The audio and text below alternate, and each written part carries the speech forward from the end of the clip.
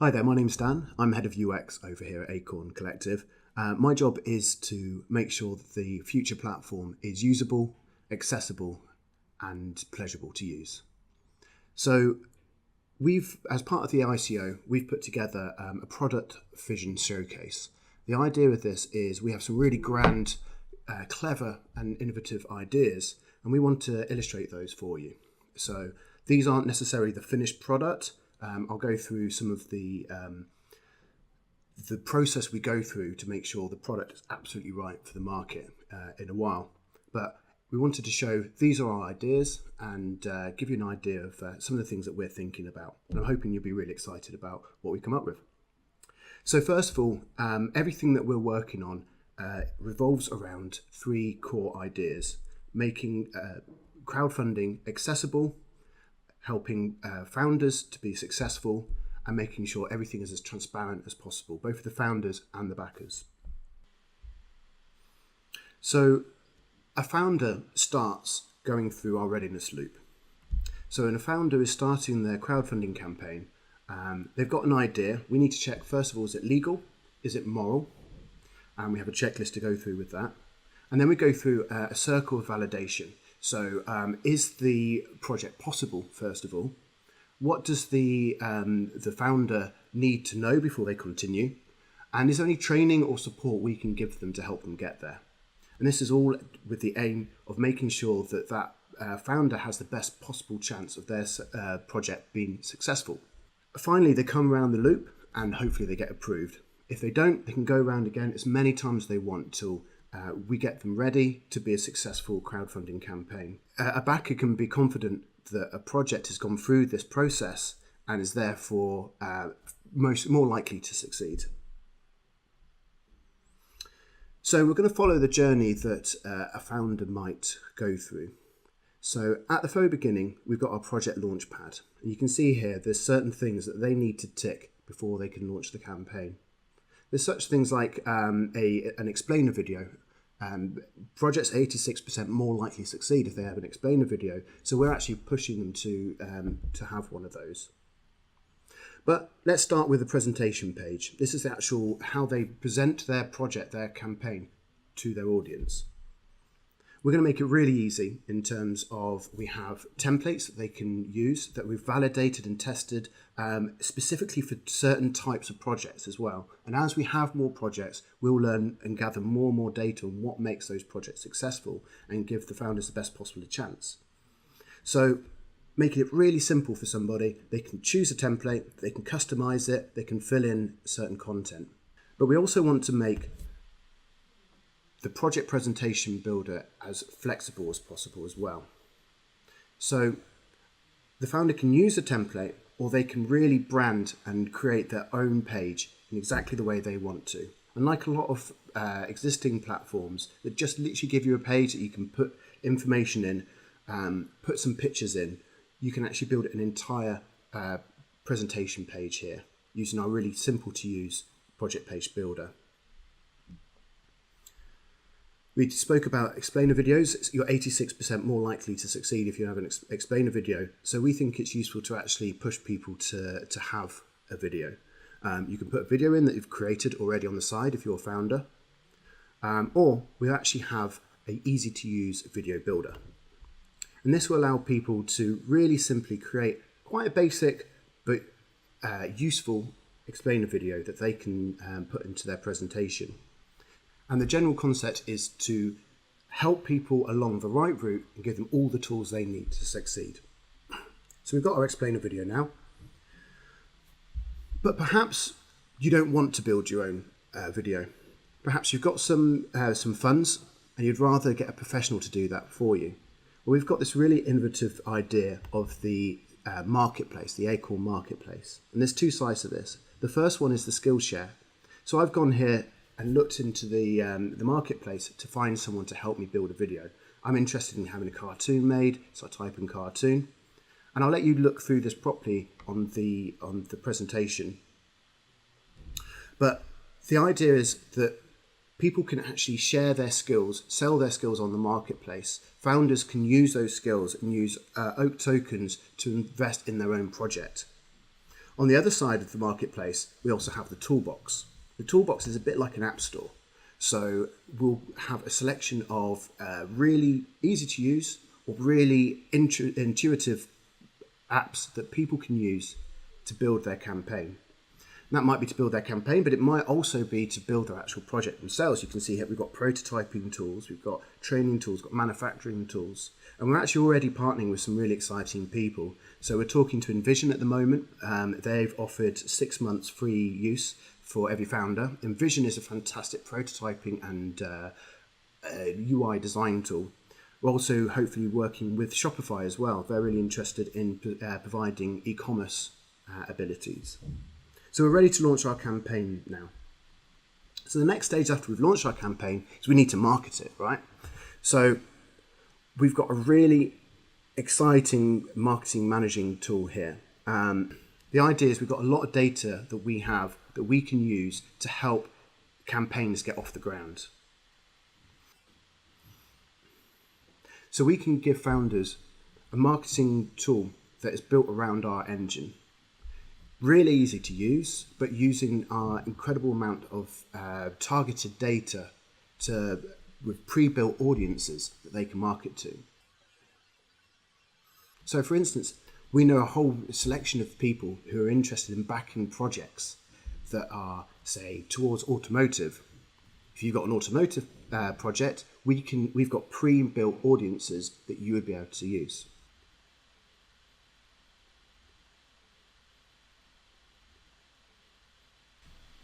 So let's look at this from a different point of view, the point of view of a backer looking for a project. So of course we'll have some really intuitive search tools, but let's actually have a look at a campaign. So we've come up with this slightly cheeky rip-off of Cards Against Humanity as an example campaign here. And you can see how the project can be presented to a potential backer. Got lots of information about the project, and we've also got the rewards that we can choose here. So unfortunately the early birds sold out, but we can go for the slightly late lemur and use our tokens to back this project. We've also got an idea here of what the timeline of the project might look like. I'm going to talk a little bit more about that in a minute, because it's very involved but very clever. So there's a lot more to say about it.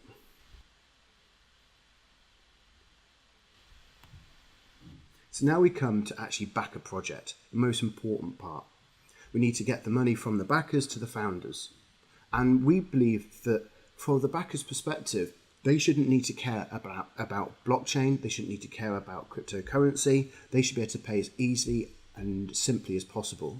So they'll be able to use a credit card, use PayPal, Apple, Android Pay, or a token wallet as easy as on any other website. And we'll be introducing tools such as the ability to scan a credit card instead of having to type it all out, little things like that, to make it really easy for somebody who's interested in the project to become a backer. So let's now talk about the transparency ledger. This is the absolute core of the Acorn platform. This is where the blockchain comes into effect in a real big way. And we're using this as an absolute foundation, a spine of the entire platform. We've got an interactive timeline, which I'll let you play around in your own time. But you can see here that this project has 4 milestones. Milestone 2 is actually their funding target, but they've also got several other milestones along the way. And the idea is that the founder and the project can be as transparent as possible in every step of the way. So we've got all of these little tiny milestones, all these little things that this founder's been doing to build their project. So they've run an Instagram competition, they've met with some suppliers. At this stage, they're actually expecting to be boxing early bird units.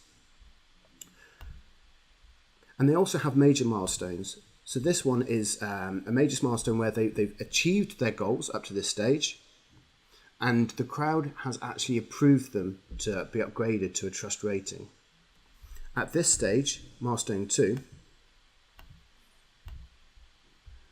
they're actually getting a fund release. We can actually do that based around the crowd. The backers can make that decision. You can see here 96.8% of the backers of this project believe in this project. They believe that they've been transparent, they've been doing a good job, and they're willing to release the funds. If not, everyone gets refunded. And that's one of the reasons that this project's got a trust rating of A+. They're being really transparent. They're showing every step of the way.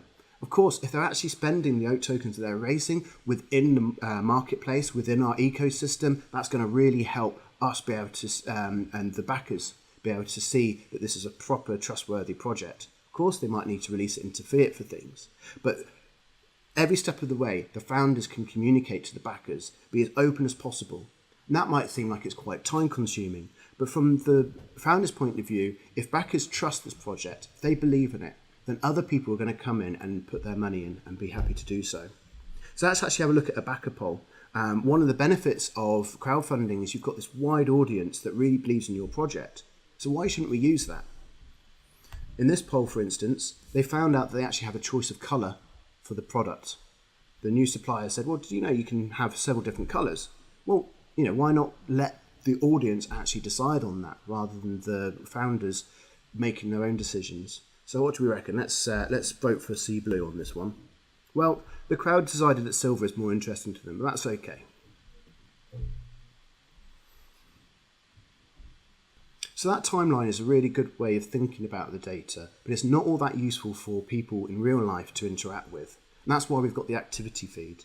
You could think of the activity feed as being a bit like Facebook.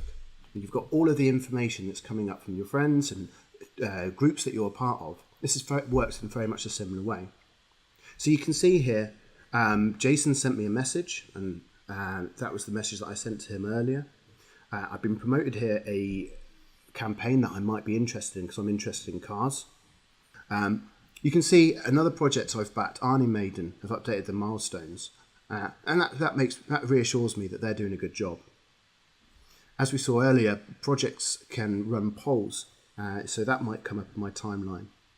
Well, I can see here someone else that I follow has backed a project. And I respect what Mary thinks, so I'm going to also back that project, I think, maybe. I shared something to Twitter, and I can see the engagement that's received. That's actually turned into 3 backers on that project, so I can be pretty proud that I've helped another project along as well. I won't go through all of these, but here we can see a promoted post. So 77 is offering the opportunity to win a holiday if I back their project. It's going to maybe get me to think about backing that. If I was a founder, I'd also see information about my project in this timeline as well. Or if I go through to a project, I will see all of their timeline information about their project. Just the same as you go through to a friend's Facebook page, you see everything that they've talked about, everything they've interacted with. So we see that as a real core part of the system, the community, the place where everything's going to happen. And this is a really powerful tool that I don't think any other platform has at the moment. So let's talk really briefly about product development.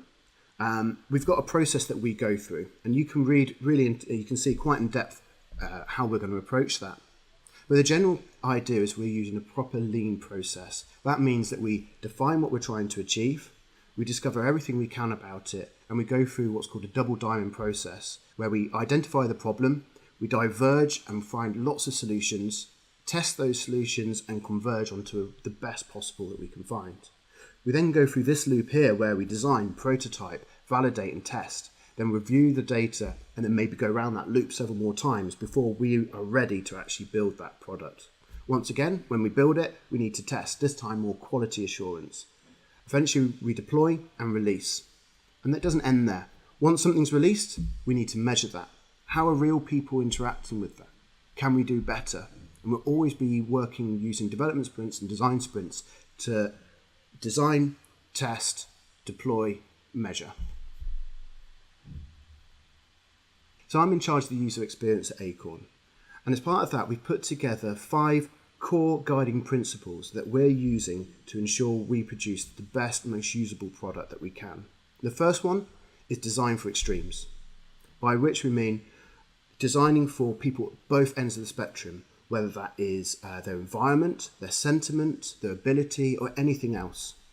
So if we believe that if we design something that works well for someone who's blind, it would work even better for people who are sighted.